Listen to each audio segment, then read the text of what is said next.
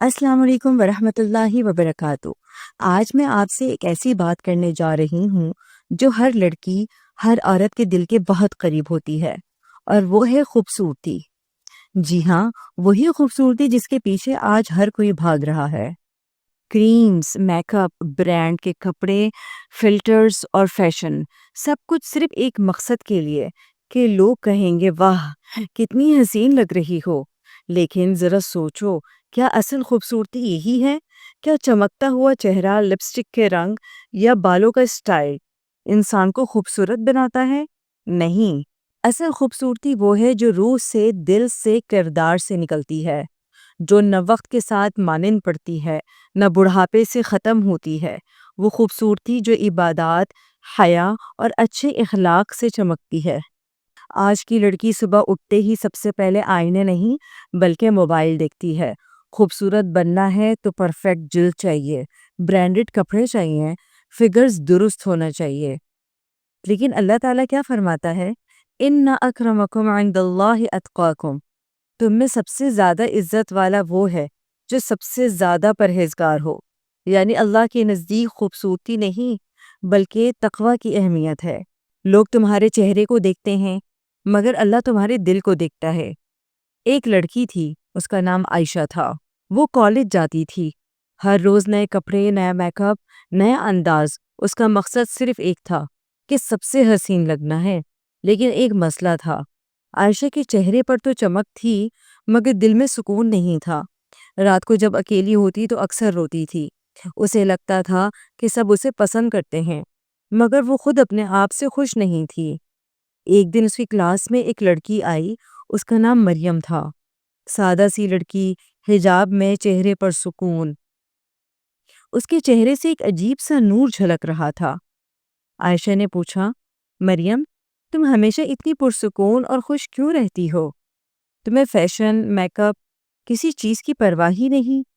مریم مسکرائی اور بولی، میں روز صبح آئینہ دیکھتی ہوں لیکن صرف چہرہ نہیں دیکھتی بلکہ اپنی روح کو دیکھتی ہوں۔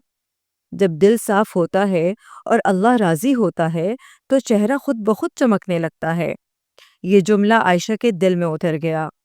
اس دن کے بعد اس نے میک اپ کم اور نماز، قرآن اور دعا زیادہ شروع کر دی۔ چند مہینوں بعد لوگ کہنے لگے، عائشہ کے چہرے پر تو ایک نور سا آ گیا ہے، پہلے سے کہیں زیادہ خوبصورت لگتی ہے۔ عبادات وہ آئینہ ہے جو انسان کے اندر کی روشنی دکھاتا ہے۔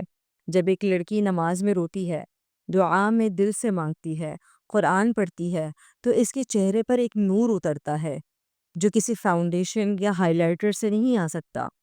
نبی کریم صلی اللہ علیہ وسلم نے فرمایا، اللہ تمہارے چہروں اور مال کو نہیں دیکھتا بلکہ تمہارے دلوں اور تمہارے اعمال کو دیکھتا ہے۔ یعنی اگر دل خوبصورت ہے تو تم پہلے ہی حسین ہو، چاہے دنیا تمہیں سادہ کہے یا عام کہے۔ آج کی دنیا فلٹرز کی دنیا بن چکی ہے، جہاں فلٹر لگانا سب سے بڑی عبادت بن گیا ہے۔ لیکن یاد رکھو، ہر فلٹر کے پیچھے ایک تھکا ہوا، بے سکون چہرہ ہوتا ہے۔ ہم نے سیلفی لینا تو سیکھ لیا مگر سجدہ کرنا ہم بھول گئے۔ ہم نے لپسٹک کے شیڈ چننا تو سیکھ لیے مگر دعاؤں کے الفاظ چننا ہم بھول گئے۔ ہم چمکتی جلد چاہتے ہیں مگر چمکتا ہوا دل بنانا بھول گئے۔ وہ دل جو محبت، صبر، شکر اور رحم سے بھرا ہوا ہو۔ اصل خوبصورتی وہی ہے جب تم کسی کے دل نہیں دکھاتی، جب تم معاف کرنا سیکھ لیتی ہو، جب تم نماز پر خوش ہوتی ہو، جب تم اپنی غلطیوں پر نادم ہو کر توبہ کرتی ہو، جب تم دوسروں کی برائی نہیں کرتی، جب تم چپکے سے کسی کی مدد کرتی ہو۔ یہی وہ نور ہے جو اللہ کے قریب ہونے سے ملتا ہے۔ یہ وہ روشنی ہے جو نہ ڈھلتی ہے نہ مٹتی ہے۔ نبی کریم صلی اللہ علیہ وسلم نے فرمایا، حیا ایمان کا حصہ ہے۔ حیا ایک عورت کے لیے سب سے قیمتی زیور ہے۔ میک اپ ایک دن اتر جاتا ہے لیکن حیا کبھی پرانی نہیں ہوتی۔ ایک لڑکی جب اپنے لباس، گفتار اور انداز میں حیا دکھاتی ہے تو اللہ تعالیٰ اس کو اپنے نور سے منور کر دیتا ہے۔ پیاری بہنوں، میں یہ نہیں کہہ رہی ہوں کہ میک اپ کرنا حرام ہے۔ اسلام ہمیں توازن سکھاتا ہے۔ خاوند کے لیے خوشی کے موقع پر یا اپنے اطمینان کے لیے خوبصورتی اختیار کرنا جائز ہے، لیکن جب یہی خوبصورتی دکھاوا بن جائے، جب عبادت سے زیادہ چہرے کی چمک اہم لگنے لگے، تو سمجھ لو کہ ہم راستہ بھول گئے ہیں۔ اپنے دل میں صرف ایک نیت رکھو، میں اللہ کے نزدیک خوبصورت دکھنا چاہتی ہوں، بس یہی نیت کافی ہے، پھر تمہارا چہرہ اور تمہارا دل دونوں نور سے بھر جائیں گے۔